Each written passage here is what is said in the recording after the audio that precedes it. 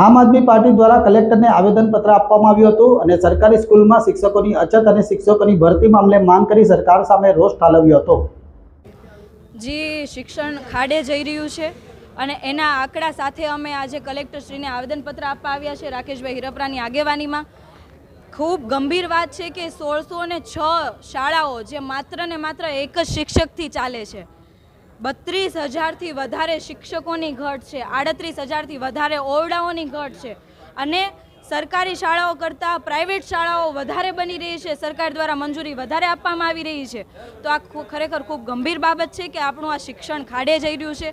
ખરેખરની પરિસ્થિતિ અને જે પ્રમાણે રાજકીય નેતાઓ પ્રવેશ ઉત્સવ દ્વારા શિક્ષણ મંત્રી દ્વારા પણ ખૂબ મોટી ફાંકા ફોજદારી દર વર્ષે કરવામાં આવતી હોય છે અને આ વર્ષે પણ કરવામાં આવશે, પરંતુ કઈ કઈ ખામીઓ છે એ બિલકુલ ઉજાગર નહીં કરે। અને આજે તમને બધાને ખબર છે કે ટેટ ટાટના ઉમેદવારો રસ્તા પર પોતાનો હક માગી રહ્યા છે, ન્યાય માગી રહ્યા છે, ભરતીની પ્રક્રિયા ચાલુ થાય એના માટેની ન્યાય માગી રહ્યા છે, પણ એના ઉપર દમનની નીતિ અપનાવવામાં આવી રહી છે અને બીજી બાજુ શિક્ષકોની અછત દેખાડવામાં આવે છે।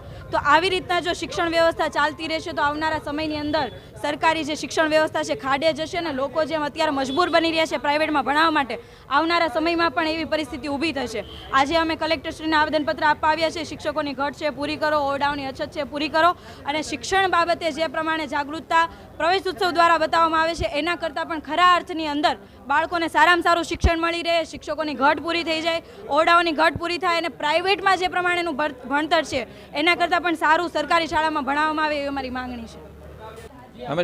નમસ્કાર, હું રાકેશ હિરપરા, પ્રદેશ મહામંત્રી આમ આદમી પાર્ટી ગુજરાત। આવનારા 3 દિવસોમાં સરકાર પ્રવેશોત્સવનો કાર્યક્રમ કરવા જઈ રહી છે। ગુજરાત સરકાર વર્ષોથી આવા અનેક પ્રકારના તાઇફાઓ કરે છે।